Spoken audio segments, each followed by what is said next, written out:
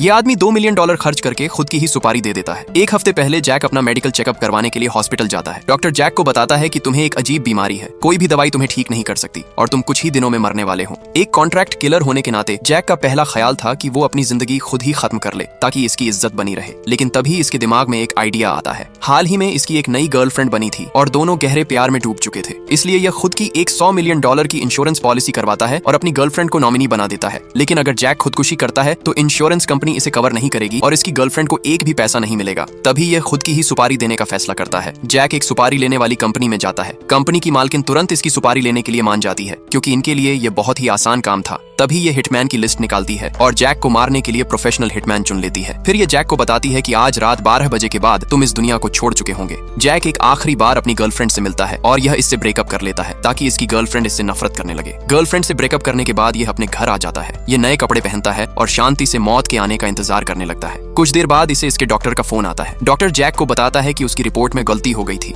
दरअसल लेबल बदल गए थे और रिपोर्ट किसी और मरीज की थी। जैक को कोई बीमारी नहीं थी, बल्कि वो तो पूरी तरह से स्वस्थ था। यह सब सुन के जैक के होश उड़ जाते हैं। तभी यह घड़ी की तरफ देखता है कि 12 बजने में सिर्फ 4 मिनट बाकी थे, यानी 4 मिनट बाद हिटमैन इसे मारने इसके घर पहुंचने वाले थे। पर जैक को यह नहीं पता था कि इसे मारने एक हिटमैन नहीं बल्कि 5 हिटमैन आने वाले थे। हालात और भी खराब थे। एक दिन पहले ही जैक ने अपने सारे हथियार समुद्र में फेंक दिए थे। अब इसे अपने नंगे हाथों से ही इन हिटमैन का सामना करना था। जैसे ही 12 बजते हैं, 5 हिटमैन जैक के घर के बाहर आकर खड़े हो जाते हैं।